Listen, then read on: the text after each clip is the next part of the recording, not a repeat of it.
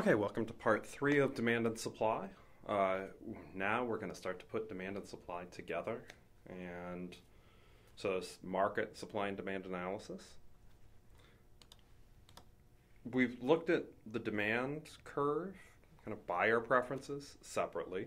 We've also looked at seller preferences, supply curve, separately. And the question we want to look at is, how do these curves interact? Well, to do that, first we're going to go through an example. What I'd like you to do, first of all, says first consider the demand for a slice of pizza. So, hoping you see this and you look, oh, this is a demand schedule, right? I'm hoping that it's a common enough term that's popping into your head, because that indeed is exactly what this is, right? We have a number of prices and the quantity demanded for each price. What I'd like you to do is, in a moment, pause this please, and plot the demand curve. And try to do it, I'm going to show it, of course, on this, but it's, at some point you're going to need to do this on your own. It's much better if you pause this now, take a shot at graphing out the demand curve on your own. Then we'll go through this together. So go ahead and pause it now. Okay, I hope you paused it. What would this look like? Okay, here's an example of what this demand curve looks like. First, the x-axis is our quantity. I should label it with the Q. Here I just have the whole thing written out, quantity demanded. The y-axis is the price. Label that with the P, or price. At every single point, we plotted out, right? At a price of 0, the quantity demanded was 600. Price of 50 cents, the quantity demanded was 550. Price of $1, the quantity demanded was 500. So on. On the opposite end, at $6, the quantity demanded was 0. $5, the quantity demanded was 100. $4, the quantity demanded was 200. Right, and that all comes from this demand schedule, right? Price of $4, the quantity demanded is 200. Price of $3, quantity demanded is 300. So this is our demand curve. You should label this with the D. D for demand, obviously. One thing to note is this is consistent with the law of demand. As the price rises, the quantity demanded falls, right? If the price is $5 instead of $2, the quantity demanded falls. Instead of being 400, which what it is the quantity demanded at $2, at $5 only 100 units are demanded. Price goes up, quantity demanded drops. That's our law of demand, and this demand curve satisfies the law of demand. So I hope when you did this on your own, you were able to get this and graph it. If not, it never hurts to go back, kind of put this graph that you've putting in your notes now of the correct one, put it to the side, try to do it again. You can also go back to lesson number 1, where we showed the demand for lattes. Just put up that demand schedule without looking at anything else in your notes, without looking at the demand curve that you also put in your notes, and try to plot out that demand curve. But it will be important that you could plot a demand curve accurately.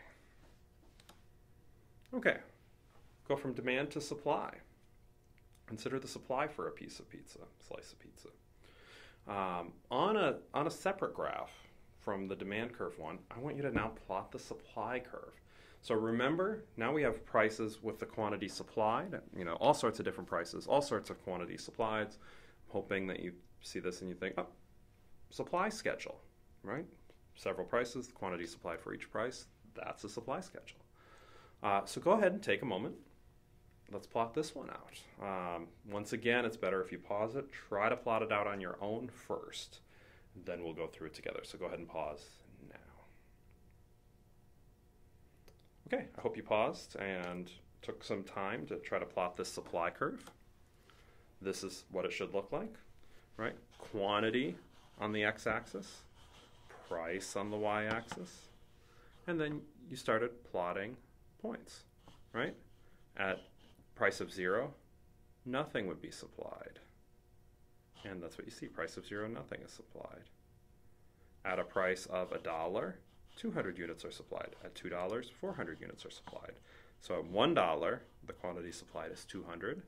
At $2, the quantity supplied is 400. $3, the quantity supplied is 600. At $4, the quantity supplied is 800. $5, quantity supplied is 1,000. And at $6, the quantity supplied is 1,200. You should label this with an S. You don't see it on my graph here, but anytime I'm putting this in my notes or if I put it on the board, I'm always labeling demand with a D, supply with an S. Just a habit. It's a good one to get into. Once again, to note with this, supply curve, it is upward sloping. That's a good thing, as it means the law of supply is holding, right?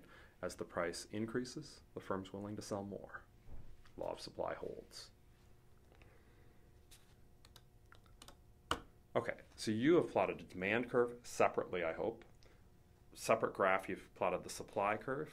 What I'd like you to do now is combine the graphs. So plot the demand schedule and the supply schedule on the same graph. I'll give you a moment to pause, in a moment, pause it. And I'd like you to try to do that on your own. And before we move forward, when you do that, I want you to try to figure out what is the equilibrium. Right? Equilibrium is considered a balance point, right? Things are in balance. Within economics, the equilibrium is where the quantity demanded meets the quantity supplied. So graph it. Try to figure out what the equilibrium is before moving forward. Once you unpause this, we'll go through this together. Okay, let's go through this together. Here's our demand curve and our supply curve plotted on the same graph. These are the exact same curves that we just plotted before, but now when we plot it together, one thing that should be immediately obvious, right, is the two graphs cross. And they cross at a price of $2 and a quantity of 400. Sure, when you see it cross, you probably think, oh, obviously that has to have some significance, and you're right? That does have significance. That is what we call the equilibrium. Why do we call that an equilibrium? Well, this is a point where we're in balance. At a price of $2, the number of slices of pizza that consumers want is 400. The number of slices of pizza that firms will sell for $2, it's also 400. Right? The quantity demanded matches up with the quantity supplied. Because they match up, and they will match up at only one price. And in this graph, in this market, it's a price of $2. That price gives us the equilibrium. So notice that the two graphs intersect. You have to be pretty oblivious to not realize those two lines crossed. Well, that intersection occurs at the equilibrium price and quantity. So what we would say, if I said what are the equilibrium price and quantity, you'd say the equilibrium price is $2, the equilibrium quantity is 400. That equilibrium quantity is the quantity where the quantity demanded meets the quantity supplied. And it's the only quantity on our graph where they are the same, and it only happens at the price of $2. Hence, that's why we say it is the equilibrium price.